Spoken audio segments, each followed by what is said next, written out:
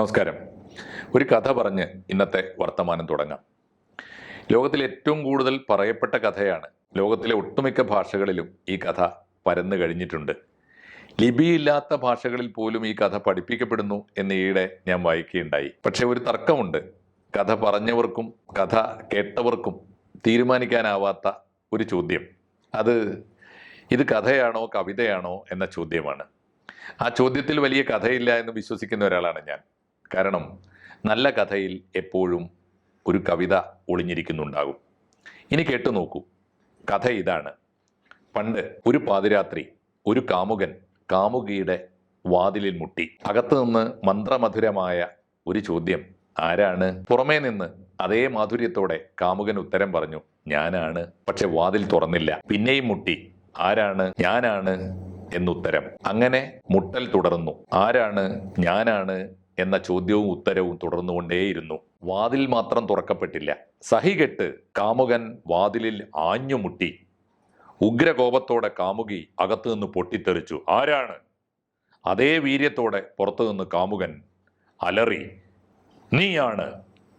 അവിടെ വാതിൽ മലർക്കെ തുറക്കപ്പെട്ടു എന്നാണ് കഥ. ഈ കഥയുടെ സാരം എന്താണ്? ഒരു കാമുകനും കാമുകിയും തമ്മിൽ ഭൂമിയിൽ നടന്നിരിക്കാനിടയുള്ള ഒരു സംഭാഷണമാണോ? അതല്ല എന്നാണ് ഈ കഥയുടെ കർത്താവിനെ അറിയുന്ന ലക്ഷക്കണക്കിന് മനുഷ്യർ നൂറ്റാണ്ടുകളായിട്ട് വിശ്വസിക്കുന്നത്. ഈ കഥയിലെ കാമുകി ദൈവമാണ് എന്നും കാമുകൻ മനുഷ്യനാണ് എന്നും വിശ്വസിക്കുന്നു. ദൈവവും മനുഷ്യനും തമ്മിലുള്ള ഒരു സംഭാഷണം, അഥവാ സൃഷ്ടിയും സ്രഷ്ടാവും തമ്മിലുള്ള സംഭാഷണം. എങ്ങനെയാണ് ഇതിന് ആത്മീയമായൊരു മാനമുണ്ടാകുന്നത്? കാമുകിയും കാമുകനും ഒന്നായി തീരുമ്പോൾ പ്രണയം പൂർണ്ണമാകുന്നത് പോലെ സൃഷ്ടിയും സ്രഷ്ടാവും ഒന്നായി തീരുമ്പോഴാണ് ആത്മീയമായ വിചാരം പൂർണ്ണമാകുന്നത്, അല്ലെങ്കിൽ അദ്വൈതം പുലരുന്നത്. അദ്വൈത ചിന്ത ഭാരതീയ തത്വചിന്തയുടെ കാമ്പാണ് എന്ന് നമുക്കറിയാം. അതിന് സമാന്തരമായി ഇസ്ലാമിക തത്വചിന്തയിലെ ഒരു ചിന്താ പദ്ധതിയാണ് സൂഫിസം. അദ്വൈതത്തിന് തുല്യമായ ഇസ്ലാമിലെ ചിന്താ പദ്ധതിയുടെ പേര് വഹിദത്തുൽ വുജൂദ് എന്നാണ്. സൃഷ്ടിയും സ്രഷ്ടാവും ഒന്നാണ് എന്നാണ് അതിനർത്ഥം. ആരാണ് ആ കവി? അദ്ദേഹത്തിൻ്റെ പേര് റൂമി എന്നാണ്. ജലാലുദ്ദീൻ റൂമി എന്ന മുഴുവൻ പേര്. ജലാലുദ്ദീൻ റൂമിയുടെ ചരമദിനമാണ് ഇന്ന്. ജലാലുദ്ദീൻ റൂമി മരിച്ചത് 1273 നൂറ്റാണ്ടുകൾക്ക് മുമ്പ് എന്നല്ല പറയേണ്ടത്, ഏതാണ്ട് 3/4 സഹസ്രാബ്ദം മുമ്പാണ്. 1273 മരിച്ചിട്ട് 2025 എത്ര കൊല്ലമായി? കൃത്യം പറഞ്ഞാൽ 752 കൊല്ലമായി. 3/4 സഹസ്രാബ്ദം മുമ്പ് മരിച്ചുപോയ ജലാലുദ്ദീൻ റൂമി എന്ന കവിയെക്കുറിച്ചാണ് ഇന്ന് നാം വർത്തമാനം പറയുന്നത്. ജലാലുദ്ദീൻ റൂമി വെറും കവിയല്ല. അദ്ദേഹത്തെ വിളിക്കുന്നത് സൂഫി കവിയ എന്നാണ്, അല്ലെങ്കിൽ മിസ്റ്റിക് കവി എന്നാണ്, അതീന്ദ്രിയ കവി എന്നാണ്. അല്ലെങ്കിൽ ഈ ആത്മീയ ചിന്താ പദ്ധതി, സൃഷ്ടിയും സ്രഷ്ടാവും ഒന്നായി തീരുന്ന ആത്മീയ ചിന്താ പദ്ധതി പ്രണയഗീതങ്ങളായി അവതരിപ്പിച്ച കവി. അതുകൊണ്ട് അദ്ദേഹത്തെ പ്രണയഗീതങ്ങളുടെ അവധൂതൻ എന്നാണ് വിളിക്കുന്നത്. എവിടെയായിരുന്നു അദ്ദേഹം? അദ്ദേഹം ജനിച്ചത് 1207 ഇന്നത്തെ അഫ്ഗാനിസ്ഥാനിലെ ബാൽക്ക് എന്ന പ്രദേശത്താണ്. പക്ഷേ ആ കാലത്താണ് അവിടെ ചെങ്കിസ് ഖാന്റെ പടയോട്ടം വരുന്നത്. ചെങ്കിസ് ഖാന്റെ പടയോട്ടക്കാലത്ത് പ്രാണനും കൊണ്ട് ഇന്നത്തെ അഫ്ഗാനിസ്ഥാനിൽ നിന്ന് ഇന്നത്തെ തുർക്കിയിലേക്ക് ഓടിപ്പോയ കുടുംബമാണ് അദ്ദേഹത്തിൻ്റെ കുടുംബം. തുർക്കിയിലെ അദ്ദേഹം എത്തിപ്പെട്ടത്, പിന്നീട് അദ്ദേഹം വളർന്ന നാടിൻ്റെ പേരാണ് റൂം എന്ന നാട്ടുകാരനെയാണ് റൂമി എന്നറിയപ്പെട്ടത്. അങ്ങനെയാണ് അദ്ദേഹത്തിന് റൂമി എന്ന പേരുണ്ടായത്. റൂം എന്ന സ്ഥലത്ത് തുർക്കിയിൽ പോകുന്നവരൊക്കെ ഇപ്പോഴും ഏറ്റവും കൂടുതൽ സഞ്ചാരികളെ ആകർഷിക്കുന്ന തീർത്ഥാടന കേന്ദ്രം കൂടിയാണ് അദ്ദേഹത്തിൻ്റെ മക്ബറ. ജലാലുദ്ദീൻ റൂമിയുടെ മക്ബറയും അതോടനുബന്ധിച്ചുള്ള സൂഫി മ്യൂസിയവും ലോകത്തിലെ ഏറ്റവും കൂടുതൽ സഞ്ചാരികളെ ആകർഷിക്കുന്ന ഒരു തീർത്ഥാടന കേന്ദ്രമാണ്. ഏറ്റവും പ്രധാനപ്പെട്ട ഒരു ചോദ്യം, റൂമിയുടെ കവിതകൾ എങ്ങനെയാണ് ഇന്ത്യയുടെ അദ്വൈതവുമായി ഒത്തുപോകുന്നത് എന്ന ചോദ്യമാണ്. റൂമിയുടെ പ്രധാനപ്പെട്ട കാവ്യസമാഹാരങ്ങളൊക്കെ തന്നെ മലയാളത്തിലും ഇപ്പോൾ ലഭ്യമാണ്. ഒന്ന് ഓടിച്ചു നോക്കിയാൽ നമ്മൾ അത്ഭുതത്തോടെ അറിയും, റൂമി അങ്ങ് തുർക്കിയിലിരുന്ന് പേർഷ്യൻ ഭാഷയിൽ എഴുതിക്കൊണ്ടിരുന്നതൊക്കെ ഇന്ത്യയുടെ ആത്മാവായ അദ്വൈതത്തിൻ്റെ ചിന്താ പദ്ധതിയാണ് എന്ന് മനസ്സിലാവും. അതുകൊണ്ട് സൂഫിസവും അദ്വൈതവും തമ്മിലുള്ള ആത്മബന്ധം, ആത്മീയ ബന്ധം അത്ഭുതത്തോടെ റൂമി കവിതകളിൽ നിറഞ്ഞു നിൽക്കുന്നു, വിരിഞ്ഞു നിൽക്കുന്നു എന്ന് പറയാനാണ് ഞാൻ ഇന്നത്തെ ഈ വർത്തമാനം ജലാലുദ്ദീൻ റൂമിക്ക് സമർപ്പിക്കുന്നത്.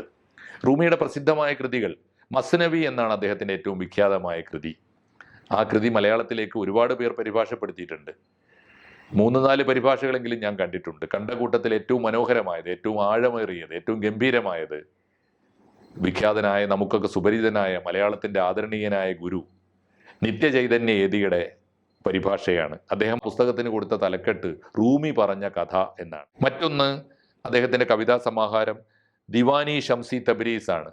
ഷംസി തബ്രീസ് അദ്ദേഹത്തിൻ്റെ ഗുരുവിൻ്റെ പേരാണ്. ദിവാനി ഷംസി തബ്രീസ് എന്ന പേരിൽ കാവ്യസമാഹാരമുണ്ട്. മലയാളത്തിൽ അദ്ദേഹത്തിൻ്റെ തെരഞ്ഞെടുത്ത പ്രണയ കവിതകൾ DC ബുക്സ് പ്രസിദ്ധീകരിച്ചിട്ടുണ്ട്. റൂമിയുടെ 101 പ്രണയഗീതങ്ങൾ എന്നാണ് ആ പുസ്തകത്തിന്റെ പേര്. റൂമിയുടെ കവിതകൾ മലയാളത്തിലേക്ക് വിവർത്തനം ചെയ്തത് ഡോക്ടർ MP സലീല എന്ന എഴുത്തുകാരിയാണ്. അദ്ദേഹത്തിന്റെ ജീവചരിത്രം ഇല്ലാത്ത ഭാഷകളില്ല എന്ന് പറയാം.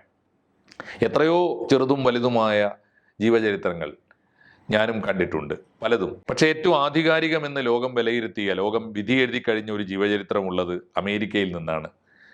അമേരിക്കയിലെ ചിക്കാഗോ യൂണിവേഴ്സിറ്റിയിലെ പ്രൊഫസർ ഫ്രാങ്ക്ലിൻ ലെവിസിൻ്റെതാണ് റൂമിയുടെ ലോകാംഗീകൃതമായ ഏറ്റവും മികച്ച ജീവചരിത്രം. ഈ സമയത്ത് നമുക്ക് ഫ്രാങ്ക്ലിൻ ലെവിസിനെയും ഓർമ്മിക്കാം. കാരണം അദ്ദേഹം മരിച്ചിട്ട് 3 കൊല്ലമായി. 2022 അദ്ദേഹം മരിച്ചിട്ട് ഇപ്പോൾ 3 കൊല്ലം പൂർത്തിയാവുകയാണ്. അദ്ദേഹത്തെ കൂടി ഈ റൂമിയോടൊപ്പം നമ്മൾ ഓർക്കേണ്ടിയിരിക്കുന്നു. സൂഫിസവും അദ്വൈതവും തമ്മിലുള്ള ബന്ധം ഏറ്റവും മനോഹരമായി നമുക്ക് പിന്നീട് ഇന്ത്യൻ ഫിലോസഫിയിൽ നിന്ന് അദ്ദേഹത്തിന്റെ കാവ്യങ്ങളുടെ സമാന്തരങ്ങൾ അല്ലെങ്കിൽ വിവർത്തനങ്ങൾ, പരാവർത്തനങ്ങൾ ധാരാളമായി റൂമിയുടെ കവിതകളിൽ നമുക്ക് നമ്മുടെ അദ്വൈതത്തിൽ വായിച്ചെടുക്കാൻ പറ്റും. അഹം ബ്രഹ്മാസ്മി എന്നത് ശങ്കരാചാര്യരുടെ വചനമാണ്. ഞാൻ സത്യമാണ് അല്ലെങ്കിൽ ഞാൻ ദൈവമാണ് എന്നാണ് എൻ്റെ അർത്ഥം. മനുഷ്യൻ ദൈവമാണെന്ന് അവകാശപ്പെടുമ്പോൾ മനുഷ്യനും ദൈവവും രണ്ടായി തീരുകയല്ല, ഒന്നായി തീരുകയാണ്.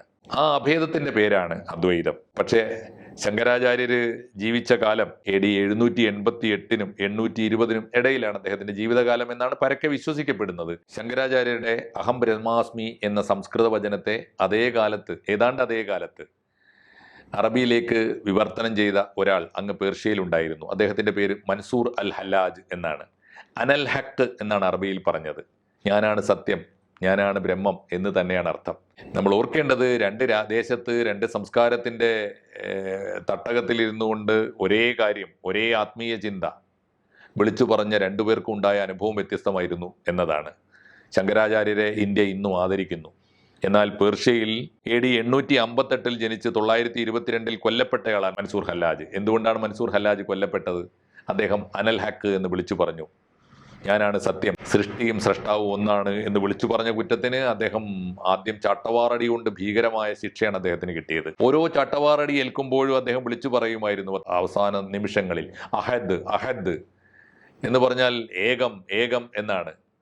നിങ്ങൾ എത്ര തല്ലിയാലും, എന്നെ തല്ലിക്കൊന്നാലും മനുഷ്യനും ദൈവവും ഒന്നാണ്, സൃഷ്ടിയും സൃഷ്ടാവും ഒന്നാണ് എന്ന് അദ്ദേഹം ആവർത്തിച്ച് പറഞ്ഞുകൊണ്ടിരുന്നു അത്രേ. ഒടുവിൽ അദ്ദേഹത്തിൻ്റെ കണ്ണ് ചൂഴ്ന്നെടുത്ത് അദ്ദേഹത്തെ തുണ്ടമാക്കി വെട്ടി നുറുക്കിയിട്ട് ചുട്ടെരിച്ചു കളഞ്ഞു എന്നാണ് ചരിത്രം. ഞാൻ പറയുന്നത്, 2 സംസ്കാരത്തിൽ ഇരുന്നു കൊണ്ട് ഒരേ കാലത്ത് ഒരേ ദർശനം വിളിച്ചു പറഞ്ഞ 2 മഹാത്മാക്കൾക്കുണ്ടായ അനുഭവം പരസ്പര വിരുദ്ധമായിരുന്നു എന്ന് പറയാനാണ്. എന്തായാലും സൂഫിസവും അദ്വൈതവും തമ്മിലുള്ള താരതമ്യം പറയുമ്പോൾ കൂട്ടത്തിൽ ഒരു രക്തസാക്ഷിയായി നമുക്ക് മൻസൂർ ഹല്ലാജിനെ ഓർക്കേണ്ടി വരുന്നു എന്ന് പറയാനാണ് ഞാനിത് പറഞ്ഞത്. ജലാലുദ്ദീൻ റൂമിയിലേക്ക് വന്നാൽ, ജലാലുദ്ദീൻ റൂമിയെ അദ്ദേഹത്തിന്റെ മസ്നവി എന്ന വിഖ്യാത കൃതിയെ മലയാളത്തിലേക്ക് പരിഭാഷപ്പെടുത്തിയ ഗുരു നിത്യചൈതന്യ യതി ഇതിന് സമാനമായൊരു അനുഭവം പറയുന്നുണ്ട്. തുർക്കിയിലേക്ക് ഇന്ത്യയിൽ നിന്ന് കച്ചവടത്തിന് പോയ ഒരു കച്ചവട സംഘം തുർക്കിയിൽ നിന്ന് മടങ്ങാൻ കാത്തു നിൽക്കുമ്പോൾ ഒരു കിളിക്കൂടുമായി ജലാലുദ്ദീൻ റൂമി ഓടിച്ചെന്ന് കൂട്ടിലടച്ച 2 തത്തകളെ ആ കച്ചവട സംഘത്തിന്റെ തലവനെ ഏൽപ്പിച്ചു അത്രേ. എന്തിനാണിത് എന്ന് അയാൾ ചോദിച്ചു. കാരണം അയാൾക്ക് ചുക്കും കുരുമുളകും ഏലവും ഒക്കെ ആണ് ഇന്ത്യയിൽ കിട്ടാനുള്ളത്. അതിൻ്റെ സമൃദ്ധിയിലാണ് അവരുടെ കച്ചവടം. പക്ഷേ അവർക്കറിയുമായിരുന്നില്ല യഥാർത്ഥത്തിൽ ഇന്ത്യയുടെ സമ്പത്ത് എന്താണ് എന്ന്.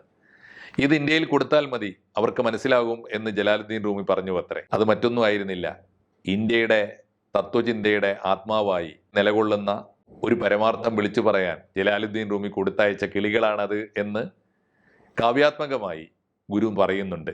പിൽക്കാലത്ത് ഈ പുസ്തകത്തിന് എഴുതപ്പെട്ട ഒരു ആസ്വാദനത്തിൽ കാണുന്നത്, അന്ന് 12-ാം നൂറ്റാണ്ടിൽ തുർക്കിയിൽ നിന്ന് ജലാലുദ്ദീൻ റൂമി കൊടുത്തയച്ച കിളികളാണ് 16-ാം നൂറ്റാണ്ടിൽ നമ്മുടെ തുഞ്ചൻ പറമ്പിൽ പാടിയത് എന്നാണ്.